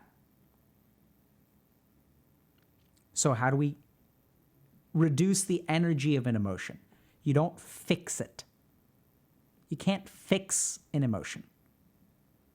Right? So if we look at something like, we teach our coaches a technique called reflective listening. And the cool thing about reflective listening is that it decompresses emotional energy.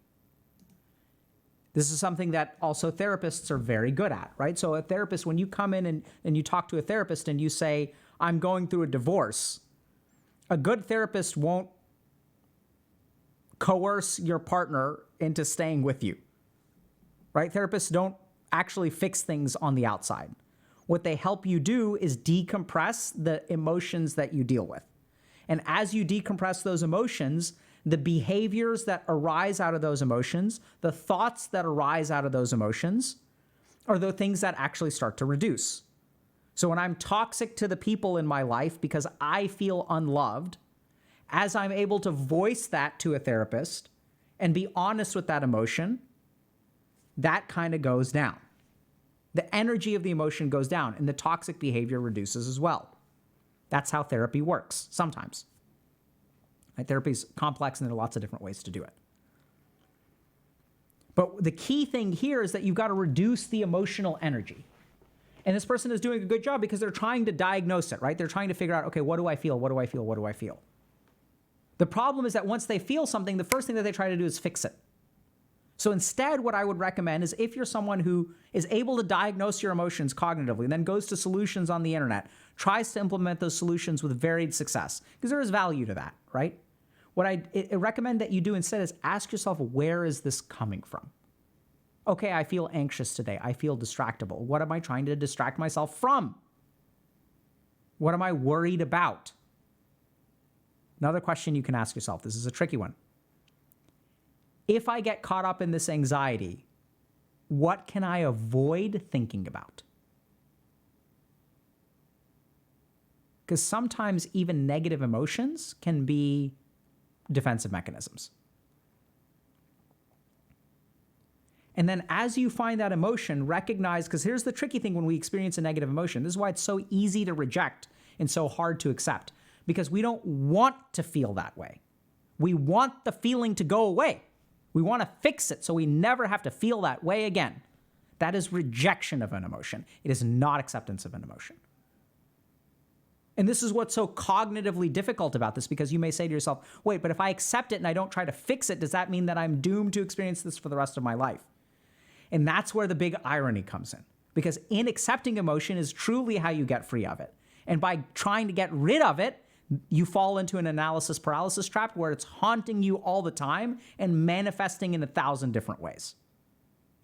So the bizarre thing is actually, yes, you have to accept that you may feel this way for the rest of your life.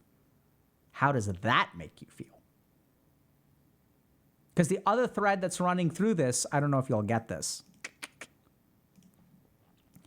The other thread that's running through this, could be wrong here, right? Because I've never talked to this person, is a lot of frustration with the self. Do y'all get that? I've tried so many things, so many things, so many things, so many things. Nothing's working, nothing's working, nothing's working, nothing's working. And so in the back of your mind, when everyone has answers for what to do and they don't work, what does that say about you?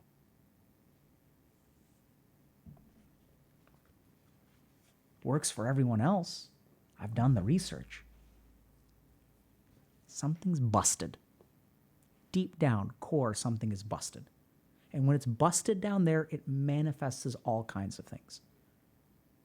Because if I'm busted, of course I'm going to be anxious about the future because I don't have faith in myself. I don't have confidence in myself.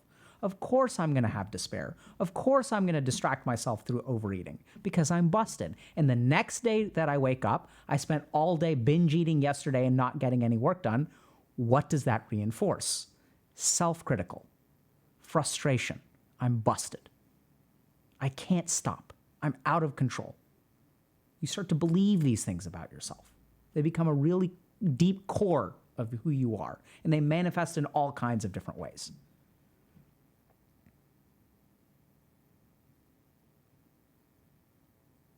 So if you're in the analysis paralysis trap, start by recognizing, first of all, whether you're overemphasizing cognitive approaches. And even then, it may feel like you're doing emotional work, or not feel. You're going to think you're doing emotional work, but you're not actually doing emotional work. You're doing cognitive work. You're analyzing things like emotions.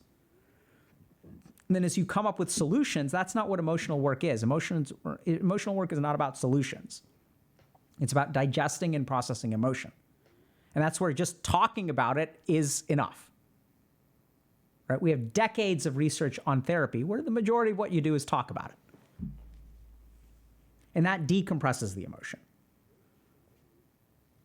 Right? There are other factors that can decompress it as well. So if you're kind of in the situation, start by recognizing you may not really be doing emotional work at all, and that accepting emotions is a huge part of it. Uncovering them is a huge part of it.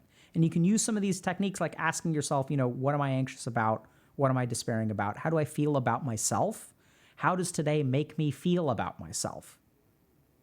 Where is this anxiety coming from? And in doing that kind of work, you can get to the emotion. And once you get to the emotion, hopefully you can sit with it and not try to fix it. So be it. And this is where the cognitive part of you is going to rebel. It's going to say, but oh my God, what about, I can't sit with this. It's too painful. Let's fix it instead.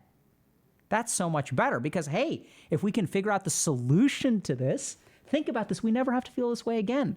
If we can become master meditators and meditate away all of our negative emotions, then we will have emotion resistance at 100%, and we never have to feel pain again.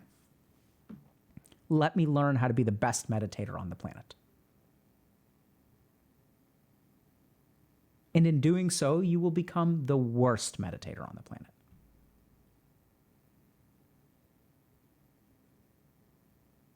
Because meditation isn't about accomplishing something. Everyone does it to accomplish something, including a lot of the original meditators who are doing it to accomplish enlightenment. Now we use it to accomplish reductions in our anxiety scales in a clinical setting. Let it be.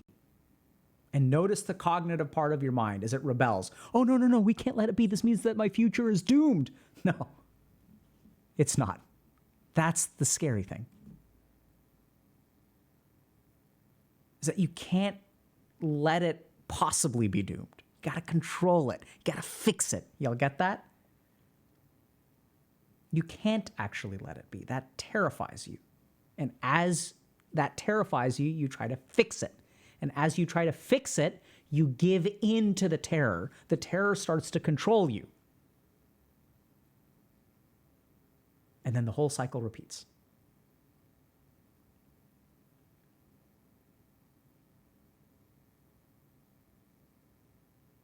So now we're going to practice a meditation that's related to this. Very simple meditation. So the next time you're feeling not great about something, so I'll give you all kind of a more specific idea. The next time your mind is convincing you to not do something, don't go to the grocery store today. Don't work today. Cancel on your friends. Don't go to the party. Sit. Back straight, neck straight, eyes closed.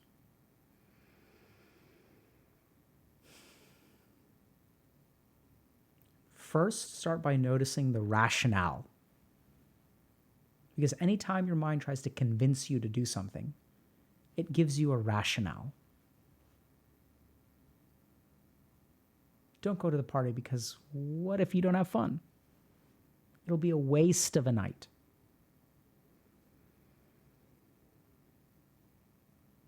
So start by noticing the rationale. And now set that aside and move a little bit deeper. Imagine that the rationale is up here in your head. And we don't really feel emotions in our head. As we start to move a little bit deeper, lower, move to our neck, start to ask yourself, what is the emotional consequence that I would avoid by avoiding this task? What am I trying to avoid here? And if you're having trouble answering that, there's a simple technique. So just eyes closed. Imagine going. Tell yourself, okay, I'm going to get up and I'm going to go. And notice that there's going to be a reaction within you. There's going to be a rebellion, a sudden rebellion, a panic almost within you. No, don't go. Notice what that is. You may feel it in your throat. You may feel it in your chest. You may feel it in your stomach. Notice the emotion underneath the rationale.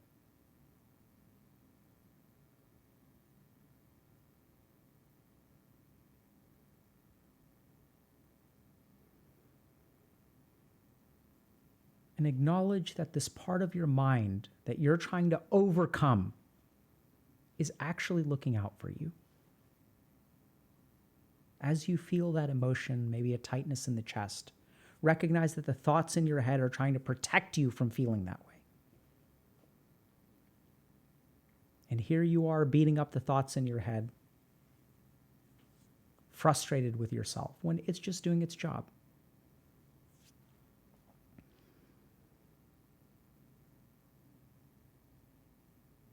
Notice the interplay between thoughts and feelings.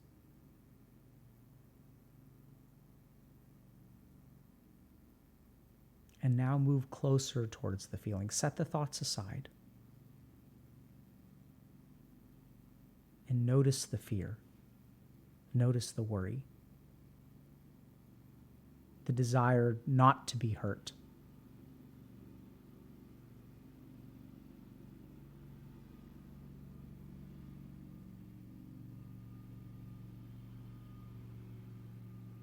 And now let that emotion wash through you.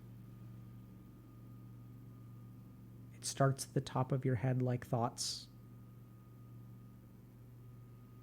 condenses down to physical sensations.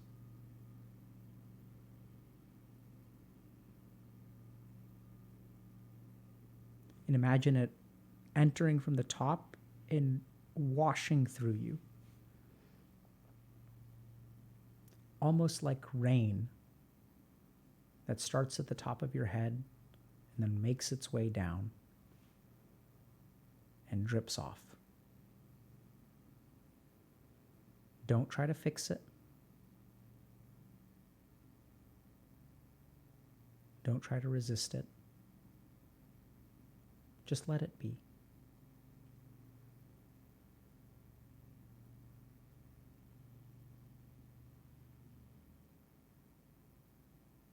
And notice that the pain may well up, the emotion may increase, and have compassion for yourself for suffering in this way.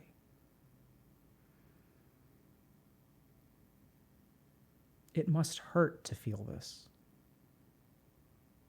It must hurt to have your life controlled by this.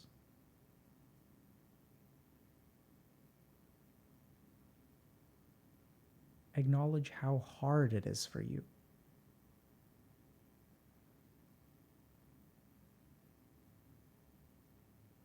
This feeling that you're feeling right now, life is not easy.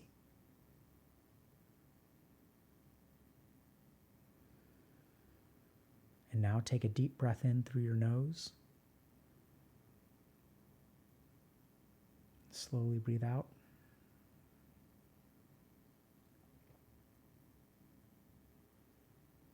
With each breath, imagine shaking off the rest of that rain.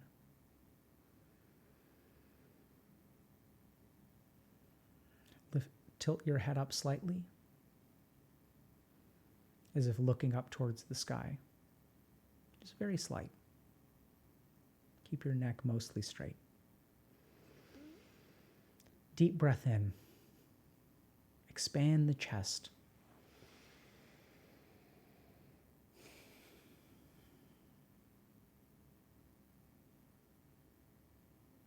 The deep breath, raise your arms almost into a T pose. Expand the chest, stretch. As you exhale, bring your arms up above you. Have them touch, fully extended above your head.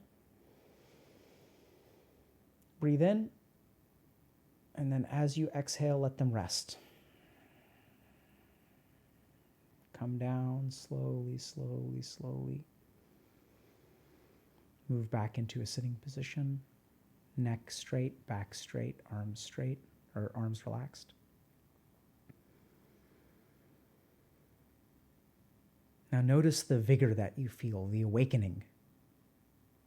See the strength that you have within you.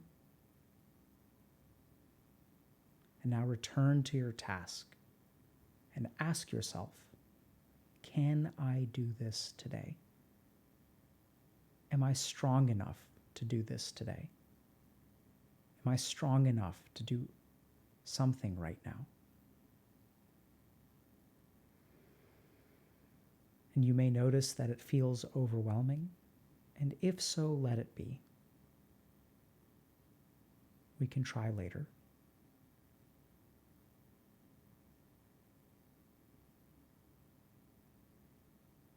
Imagine yourself like a child who's about to go perform on stage. And if the child isn't ready, we don't want to shove them out on stage, force them to perform. Should they perform? 100%. Will they perform? 100%. Doesn't have to be today. And at the same time, notice that you can do it today. With a little bit of love, a little bit of a push, a little bit of encouragement. That's what you need to do it today. Not beating yourself up and being frustrated and feeling broken. Encouragement. What can you do today?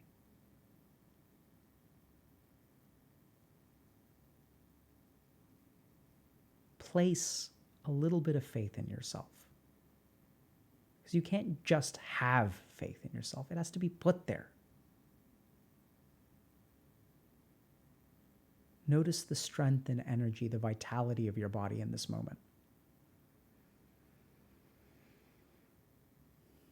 And put a little faith in yourself. that you can do something today, however small it is. And maybe you can do the task that you originally set out to. Try. Give it a shot. Go get 'em.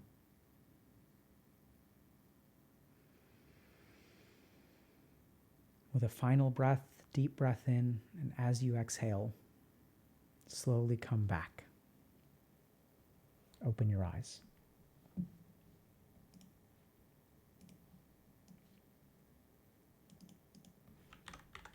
So do what you can today, whatsoever you can. And the next time you feel paralyzed, do this practice. Yeah, for people saying I cry so much, that's tough. Right? That's the challenge. Is that sometimes we do cry when we do things like this.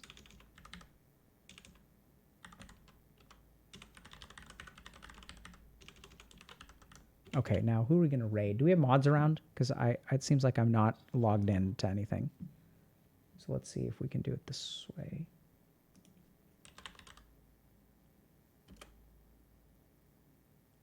Who do we want to raid? I'll try. Otherwise, we're going to have to... Oh, nope. Can't raid. Mods, are y'all able to raid? Or are we just going to GG out? Okay, I'll try to fix that. I guess all my crap got signed out. I don't know. Tokens and whatnot. Mods, I can do it? Okay, thank you, Trinian. Can you raid girl DM, I guess? People seem to want girl DM. Let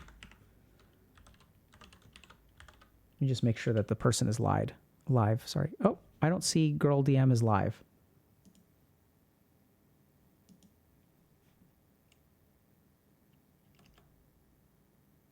Girl, okay, girl DM _. All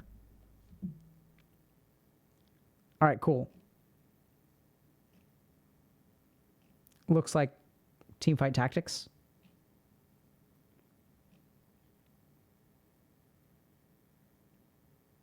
Let's do it. All right, y'all, take care. We'll see y'all on Monday, I think. Small chance I'll just rando stream over the weekend, but we'll probably see y'all on Monday. It's nice to be back. Missed y'all. Take care. Is it rating? Are we rating? Go? Go? Oh my God, Teamfight Tactics is so intense.